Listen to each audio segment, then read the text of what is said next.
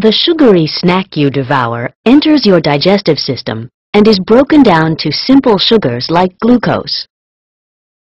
Glucose enters the bloodstream, causing an increase in blood glucose levels.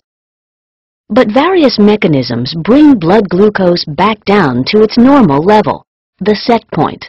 This is an example of homeostasis, the body's tendency to maintain relatively constant internal conditions. Hormones produced by the pancreas regulate blood glucose levels. Let's zoom in. When blood glucose levels are high, glucose molecules leave the blood and enter beta cells in the pancreas. The beta cells respond by releasing the hormone insulin. Insulin enters the bloodstream and is transported to cells all over the body.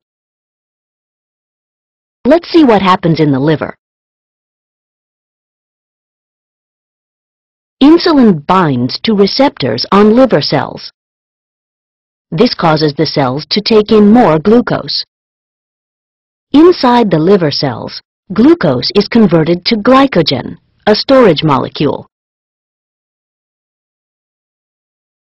Blood glucose levels decrease as glucose is taken up by liver cells and other body cells. As a result, less and less insulin is released by the pancreas, and blood glucose levels stabilize at their set point.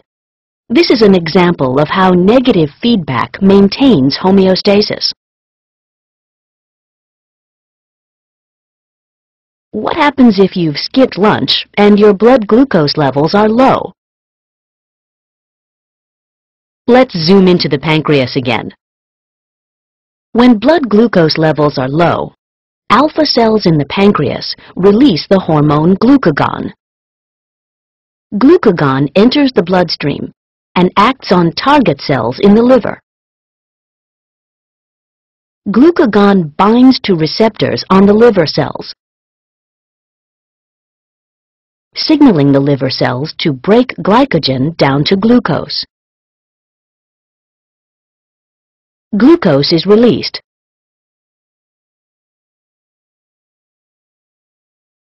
And blood glucose levels increase.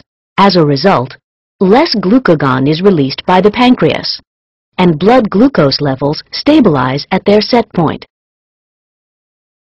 In this way, two hormones with opposing effects allow the body to maintain homeostasis of blood glucose levels.